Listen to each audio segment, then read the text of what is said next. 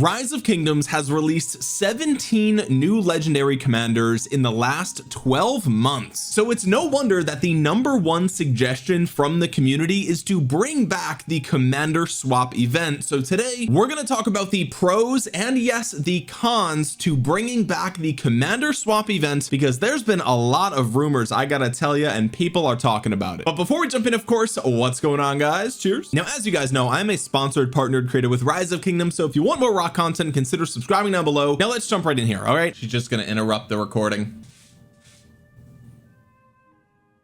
She didn't even use the bathroom. She just wanted to move some sand around. The cats got into a big fight the other day, so we're separating them for now. And so this is the current situation. Anyway, as I mentioned before, Rise of Kingdoms introduced 17 new legendary commanders in 2025 alone, which on average is one new legendary commander every 22 days, which sounds insane, but when you look at it, the numbers don't lie. From King Arthur's release back in January all the way up through Gangam Chan, who just came out about 2 weeks ago, that's 12 new legendaries right there if you include Hector and Achilles. But we also got the season 2 ranged legendaries in the form of Archimedes and Mary the First, and don't forget we also got Siage back in January as well, so now the total is up to 15. And recently we got the brand new gathering commanders in the form of Pepin and Casimir, so that brings our grand total up to 17 new legendary commanders in 2025. Now if we want to compare, in 2024 we got 15 new legendary commanders, so the difference there was the 2 gatherers. And then if we compare it to 2023, we only got 10 new legendary commanders in 2023. Now there's a couple of reasons why it falls off so hard. For one, we didn't get any special KVK story legendaries, and also just the timing of the meta releases. The first commanders of the year didn't arrive until February, and the last ones came around October, I believe. But the fact of the matter is that 2025 is the year where we saw the most number of legendary commanders come to Rise of Kingdoms, more than we've ever seen in a single year before. And I think that is the main reason why a lot of players feel like they want a commander swap event. Now there are definitely downsides to a commander swap event, and we're going to talk about that later in the video, but there's a couple of other points here that I want to touch on. Okay, the other thing that I see a lot of people saying is that if you are a rally or garrison leader in Rise of Kingdoms right now, it's actually really challenging to keep up with both your rally or garrison meta and the field meta as well, because not only do you have to max things for the field, but the latest commanders for rally and garrison really aren't good in the open field like they might have been back in the day. Even going back as recently as Gorgo, this is a garrison commander that actually was decent in the field. She was super slow and it wasn't really recommended, but if you did use Gorgo in the field, you actually could expect some decent reports. And so this was a good example of a commander where as a garrison leader you can invest in this commander and also get some field value out of them. Same thing with commanders like Justinian or Ashurbanipal, Henry, Tamiris, Attila, Pakal, Zhang Yu, Tariq, Nebu, Saladin, Harold, and Guan Yu, Mehmet as well, but he's gold key. These were all rally commanders that you could effectively use in the open field, so much so that some of these commanders are still being used in the field today, like Ashurbanipal, like Attila. Attila's just never gonna die, I guess. Now the story's a little bit different for garrison. Most garrisons actually haven't been very good in the field, but the point is some of the more recent rally commanders aren't really field viable, like Shapur or like Subutai or even like Scipio Aemilianus. And I think this is partially because some of the design decisions surrounding these commanders, right? So in the case of Scipio Aemilianus, he doesn't actually get any stats unless he's in a rally, and same thing with his 4th skill. It is completely useless as an open field commander. This design decision extended to Subutai as well, who just does not get any stats unless they're leading a rally. Same thing with his 3rd skill. It's useless unless he's in a rally, and his 4th skill only works outside of alliance territory, which is typically, I mean, yeah, you fight outside of territory, but really this is made for rallies. Shapur gets some stats in the field, but their 4th skill and the expertise is only for leading rallies. And the Achilles heel of all of these commanders in the open field is that they are single target damage. These are all commanders that will deal damage to just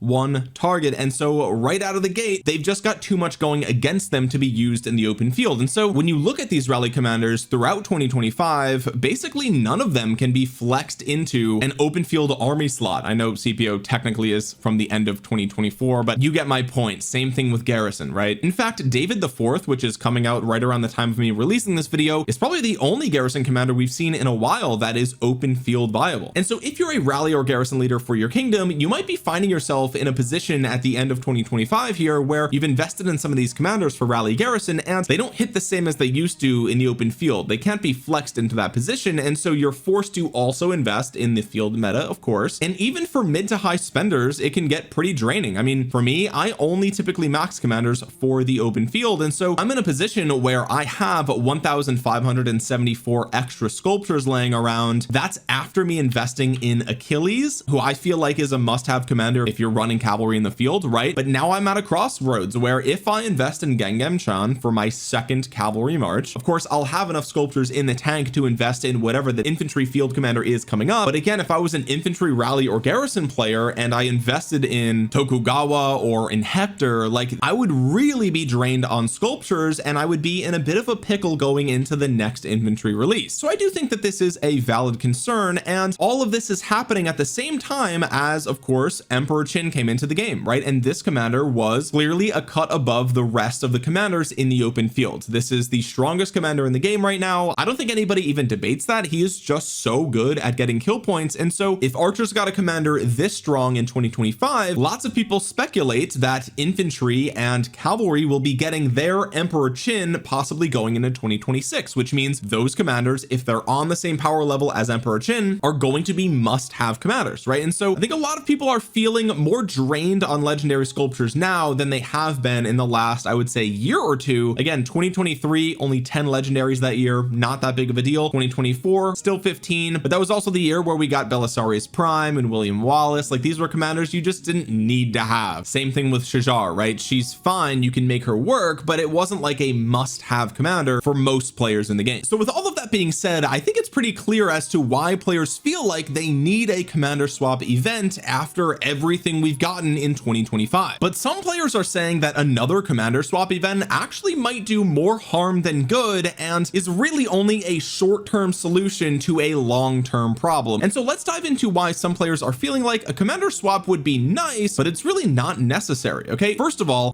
17 commanders that came out in 2025, there are at most 4 of them that are must-haves for open field PvP, and a majority of you guys watching should only be worried about open field PvP. Being a captain of a rally or a garrison really is the role of the highest end whales in a given kingdom. I've said this on the channel in the past and I will reiterate it here, but being a rally garrison leader is not just about the commanders. That's just like getting your foot in the door. You're not even halfway there. You need to have the commanders, yes, but you also need to have the gear, and that doesn't mean just having all legendary equipment, right? It means having all legendary equipment with the special talent and with significant progress on the iconic tier upgrades, hopefully tier 5 for everything. And even if you have all of that, you're really going to need multiple special inscriptions for the correct formations, and sometimes those formations aren't the ones that you use for open field PvP. Most of the time they are, but my point is that if you have chosen to be a rally or garrison leader, you better have a spend level that reflects that. And this is nothing new. This role has always been basically reserved for the top end player. And so assuming that a majority of you guys already know this and you are just open field fighters, then again, there's only been 4 commanders this year that I feel like are must-haves. Of course, we have Emperor Qin, that is at the top of the list. Then we have Arthur, then we have Achilles, and then maybe you can include Bai Chi. And the reason that I say maybe is because he actually doesn't do anything special in the field other than just be a really high damage output commander, right? I mean, realistically, he's a vanilla beat stick with an AoE active skill. Of course, he's going to be meta right now, but if we have another commander come out in January for infantry that is 2800 AoE and a debuff on the active skill, we might retire Bai Chi right then and there, right? Maybe we'll retire Liu Che, but at least Liu Che has something unique on his kit with the rage engine and the combo attacks here. That's all speculation and a topic for another video, but my point is, if you want to include Bai Chi into the must-have commanders, I think that argument is totally justified. And so of the 17 commanders, only 4 of them are worth investing in. And then you have to ask yourself, well, okay, can a free-to-play player or a low spender max 4 commanders a year? And I think the answer is maybe, right? If you're a low spender and you play a lot and you invest correctly, I think certainly you can get 4 maxed commanders in a year. I think that's totally fine, right? If you're a free-to-play player, you'll definitely have to work harder. You'll have to be in a alliance that spends a decent amount. You're gonna have to chain a lot. There's a lot of things you're gonna have to do. You'll have to do every single event, right? Maybe you can get 3 out of the 4 of those commanders, or maybe 4 out of 4 if you were hoarding correctly in 2024 when lots of commanders were completely optional. So when you look at it from that perspective, it's like, okay, well, you know,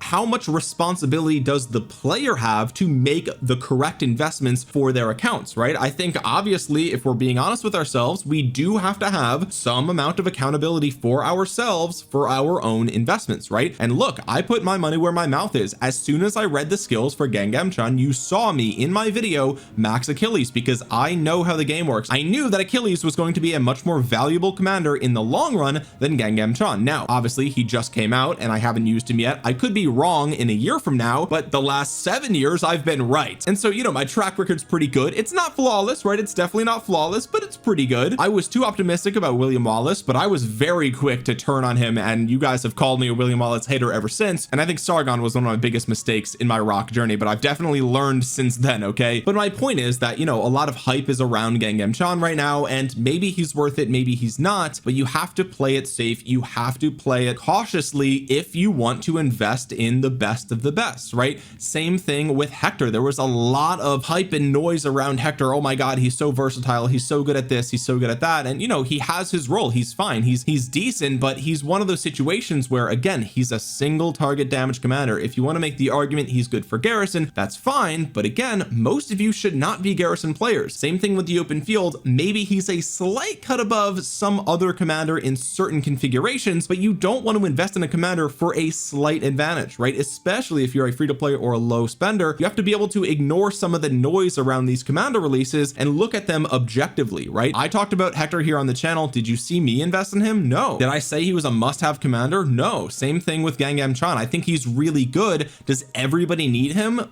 I don't necessarily think so. I'm not entirely sold. And like I said in my last video, I might max him this KVK if I feel like I just cannot get good reports out of my second cavalry march, which I unfortunately suspect that will be the case. But one of the number one ways to avoid feeling like you need a commander swap is to just really make the right decisions when it comes to maxing commanders. Don't let anybody in your kingdom or anybody on Discord or Facebook groups or even content creators, don't let them tell you who you must have and must not have. Look at your account objectively, look at what has worked for you and what has not worked for you, and make investments accordingly, right? And if you look back at commanders that you regret, look at them and say, okay, well, why do I regret investing in these commanders, right? And for me, the main reason I regret William Wallace is because he's a single target damage commander. I mean, really, that's it. The rest of his kit's actually not bad, right? I mean, really, it's quite solid, but he is single target and it just didn't outperform. He was fine, but he wasn't better than the Luce Alex back in that meta. Things have changed since then because they changed crystal tech, they changed how march speed works. We're not in the same world anymore, but my point is you have to look back and learn from the mistakes that you've made on your account, and moving forward, try to not make the same mistakes. And a lot of times, you know, watching a content creator will help you identify mistakes that maybe they've made, right? I've made tons of videos sharing with you guys mistakes that I've made, and so I'm not saying like ignore all content creators, right? Like I mean, really, the track record of a lot of us have been quite good, right? And that's why we make content about this game, because we love it so much. We've been playing for a long time, we know a lot. But the point is, with all of that comes some hype and some noise that has to sometimes be ignored and looked at objectively, right? Which is why I'm okay with waiting 2, 3, 4 weeks to invest in a commander like Gangnam-chan, because I'm on the fence personally. So that's one argument, right? Really, there haven't been that many must-have commanders this year anyway, especially coming out of 2024, which was a lot of optional commanders, which, I mean, really, you could almost argue that all of 2024 was optional. But, you know, that being said, if you invested in, you know, a lot of the 17 this year, you made a mistake, right? I mean, objectively you did, and that's your own fault. But here's another point that we have to consider. If we get another commander swap, it's just going to put older players even farther ahead than the newer players that might only get the one, right? So for me, let's just use my account as an example. Do I need a commander swap for my account? The answer is no. Are there commanders that I would love to get? Absolutely. I would love to just swap for Gangnam-chan. I'd love that. I would also just love to have Hector. I've talked about it on the channel. I'd love to see if he was a micro optimization for some of my cavalry lineups, right? I'd love to have the option to swap here. There's definitely things that I could get that would sort of improve my account overall, but it wouldn't really make or break me. I don't really need one, but I will definitely get an advantage if they gave me one. Does that make sense? Whereas a newer player who, you know, let's say they just started the game today, they released the commander swap, you know, in 2 weeks. Well, okay, if the last commander swap is anything to learn from, then newer kingdoms aren't going to get it until KVK2. So now what? The new players only get one commander swap at the end of KVK2. Meanwhile, older players players like me got the original one and this hypothetical second one, right? That's not fair. I would go even further ahead, especially because the commanders I swapped during that commander swap event were Charles Martel and my Cao Cao, right? These are two commanders that I had so many sculptures of for playing the game so long that I was able to swap them away and then instantly max them again. So I actually didn't lose anything from the commander swap event other than the gems I spent on the tickets and the $50 on the bundles. And guess what? I still have 517 Cao Cao sculptures. I still have 407 Charles Martel sculptures, 559 of El Cid. Like, I'll just swap them again, right? I'll just swap my El Cid. Oh no, I lose his expertise. I don't care. As long as I get the Ox skills, it doesn't matter to me. Same thing with Cao Cao. I'll just swap them again. It doesn't matter to me, right? It doesn't move the needle. I actually don't really lose anything if I got another commander swap event, unless they added more restrictions, like you can't actually use gold key commanders. And even if that was a restriction, it wouldn't matter. I would just swap away Sargon. Like, I'm not going to lose anything by losing my Sargon, right? That's fine. I could stand to lose my Boudica Prime or my Herald or my, hell, even William Wallace. I could probably lose these commanders and not even notice my Zenobia, right? I wouldn't even notice that these commanders were gone from my inventory because I don't actually use them for anything, right? I think I have my Zenobia maybe on my wall. I don't even have her on my wall. It's Gorgo YSS, right? So sure, it might help you individually right now to get a commander swap, but it puts all of your competition even farther ahead of you potentially, right? And so there's definitely a downside to giving players another commander swap event. Okay, so now that we've looked at why a lot of players want a commander swap event and feel like they need one, and we've also looked at reasons why it might not be necessary and might do more harm than good, let me give you guys the solution that I feel like we should have for Rise of Kingdoms. Okay, I personally think that there is a valid reason to have another commander swap event. Realistically, I get it, right? I get it. A lot of players don't have the commanders they need, and there's a lot of commanders that they might want on their account. There's lots of mistakes they may have made, and so I can understand that, right? Additionally, for a new player, here's the problem with having only one commander swap event. That means that going into Season of Conquest, you know, you might have 2 maxed commanders in the early game, and then maybe you've saved up some sculptures beyond that, right? And so maybe you'll have 3 or 4 maxed commanders going into KVK 3 or 4, right? Is that enough to really compete with high-end older players? The answer is no. It's definitely an improvement, right? And it's better than what it once was. I mean, the game before commander swap was like awful for new players. Just objectively, it was a horrible experience for new players because they were just so far behind landing in a Season of Conquest that it just felt like an entire different game, right? And investments in older commanders were just useless. It was actually just useless to invest in older commanders. YSG was kind of like the only exception, but even for a while there, it was starting to be questionable about whether you needed him, especially when Zhuge Liang came around. Now the script has been flipped with Emperor Qin coming to the game, of course, and now we have commander swap. But my point is, like, even with commander swap, I still feel like new players are really far behind older players. So here's what I'm going to present as a solution, right? I do think we should get one more swap event in Rise of Kingdoms and one more. That's it. 2 commander swaps in total and we're done forever. Here's what I think would be the best way to do this. Okay, first of all, have a commander swap at the end of KVK 2, just like there currently is, and then put the second commander swap around the end of KVK 3 or KVK 4, right? I think the end of KVK 3 makes sense, but the problem is not enough time really passes between KVK 2 and 3 for most players to get a significant number of sculptures to make meaningful swaps, right? You need some amount of time in between there in order to get those swaps. So you might want to push it back a little bit. Also, it keeps players engaged for longer. It keeps them, you know, there's something to look forward to at the end of KVK 4, something like that, right? Now, of course, this would mean that the rest of the game, I mean, it's only fair, the rest of the game also gets their commander swap, right? So if you've been, you know, seeing all the new commanders come out this year, you feel like you have FOMO, you missed out on some must-haves, maybe you made some mistakes in 2024 getting commanders that you didn't need, and that made you not have enough sculptures going into 2025, and so you missed out on, you know, Bai Chi, or you missed out on, you know, King Arthur, whatever. One more swap will help you fix that mistake, and then you're good to go, right? So that is part of the solution. That's only part of the solution. And why do I say that? Well, because here's the thing, if we do another commander swap right now,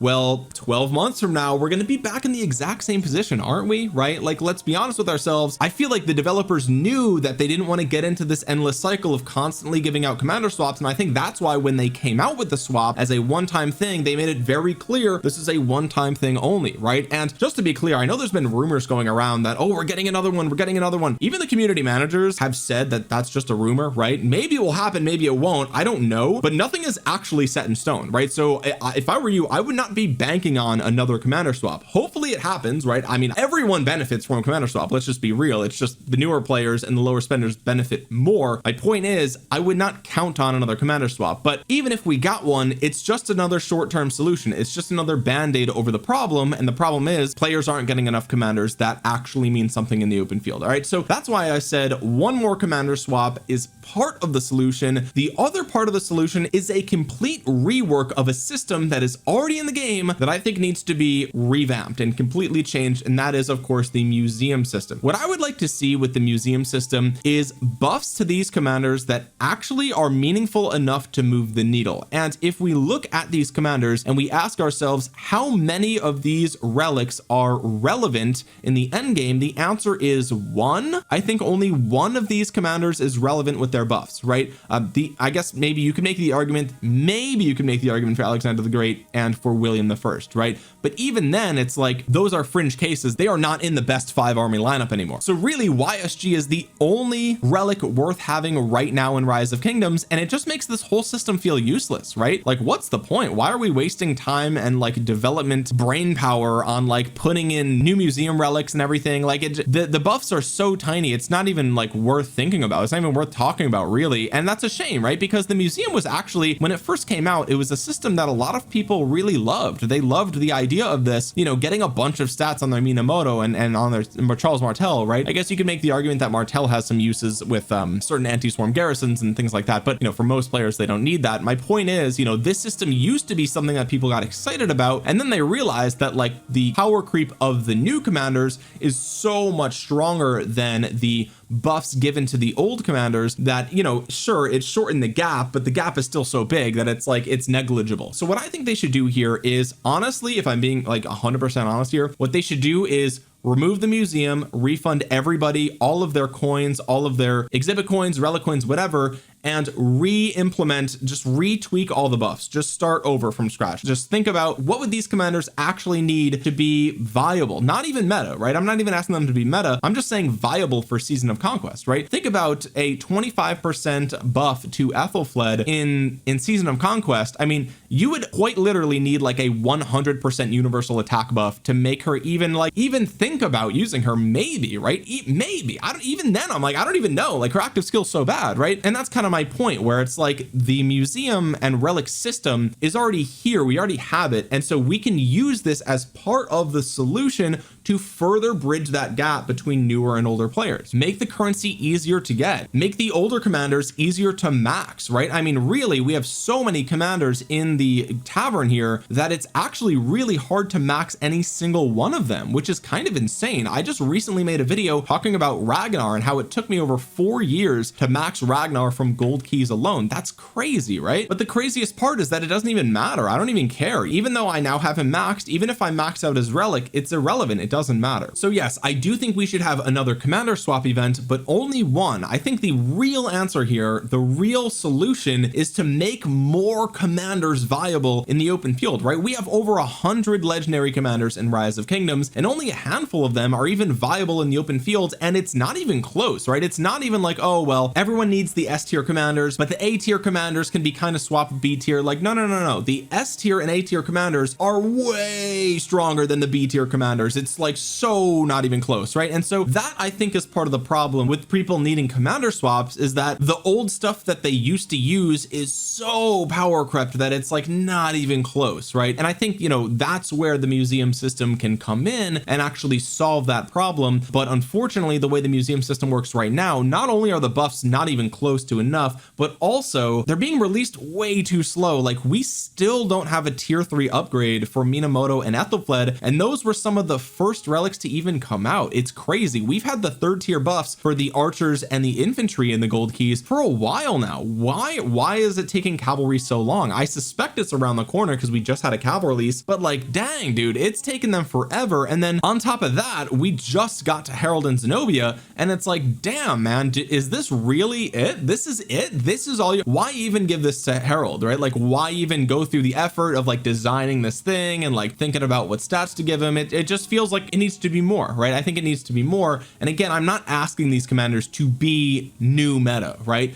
But like, that couldn't hurt, could it? Right? Like, let's even evaluate Rise of Kingdoms as a business, right? Let's just call, I mean, let's be honest with ourselves. It's a business. They exist to make money, of course, right? One of the arguments that, you know, older commanders shouldn't get buffs is because, okay, well, everyone who already has that commander, now they're just going to use them, and then Rise of Kingdoms loses out on money, right? Like, why spin the wheel for Genghis Khan if they go ahead and, I don't know, make the buff for Zhang Yu really good, right? Like, let's say his museum relic is broken and it's like, oh my god, now he's actually back in the open field meta, right? Which honestly, you could easily make that the case. You just give him an extra 1,000 damage factor, and like, I feel like people would use him again, right? Maybe not, but my point is, like, that's an argument. If they do too much to buff the old commanders, then the new commanders, people aren't going to spend money and gems on them, and so, you know, it hurts the business to do that, right? And that's true, but my counter to that is Rise of Kingdoms knows the usage and the max rate of these commanders, right? Rise of Kingdoms knows how many people actually came in and maxed Leonidas, how many people actually came in and maxed Edward or Chandragupta or Theodora, right? Like, a lot of these commanders, especially if you're a newer player, you've been being told for years to just skip them. Don't even think about them. They're not even close to relevant, right? Well, what if Rise of Kingdoms looks and it's like, okay, well, literally no one uses Edward. Not a single player used Edward in the field in 2025. I'm just making that up. I'm sure somebody out there used him. But if they look at the usage data and they're like, man, like, this commander is not being used by anybody, and most players don't even have them, then it's like, okay, well, if we gave Edward a massive buff, now all of a sudden it's like, you might need Edward, right? What if Edward's relic reduced his rage requirement to 1,000, it removed the rage reduction here, and it made his active skill a 5 target half circle AoE? Well, then you look at the rest of his kit and it's like, dang, 30% health, 30% march speed. I mean, is it must have? I don't know, but hey, maybe it's something, right? And so, you know, that's what I mean, where it's like, if they did that, some players might have to go back and think about investing in Edward, right? And then they're spinning the wheels again, and they're buying the dailies and they're spending their gems. Like, there's a way that we can do this that is good for the business side of Rise of Kingdoms, and it's also good for the player side, right? But that only makes sense if they also make it easier to get these commanders in the early game, you know, because otherwise it just helps the older players who just, yeah, they got Edward back in 2019 and now they're getting a benefit out of him. Maybe I shouldn't have used Edward as an example. Maybe I should have stuck to the gold key commanders, but you guys get my point. I think they can find a middle ground solution here realistically. But the TLDR is that I feel like that if the developers did a better job at upkeeping the older commanders and making sure that they still maintain some small level of relevance, then people wouldn't need a commander swap event as badly, right? Because they could still be running their Guan Yu, they could still be running their whatever and feel good about that, right? It's like not even a stretch to make some of these commanders semi-viable again, but the current implementation is just not doing that. So those are my thoughts, right? Yes, I do think one more commander swap wouldn't hurt, but only if they're going to commit to actually giving some amount of reasonable support to older commanders to make sure that we don't keep needing this, right? We don't need to keep having every year. It's like, yeah, sure, we could do that, right? I guess that's an easy fix. Every year we get a commander swap event, problem solved, right? Until older players like me just have all the commanders and then that's it. Maybe that is the solution, right? Maybe they put out a commander swap so frequently that older players like me have nothing to even get and newer players are only the ones that will benefit. Maybe that's the solution. I don't know, but you guys can let me know in the comment section below. Do you think we need another commander swap event? Let me know in the comment section below. While you're down there, drop a thumbs up on the video. It really helps out the channel a ton. And if you're new here, consider subscribing to the channel. And with that being said, guys, thank you so much for watching. This has been Omniarch. I'll talk to you guys again soon. Peace.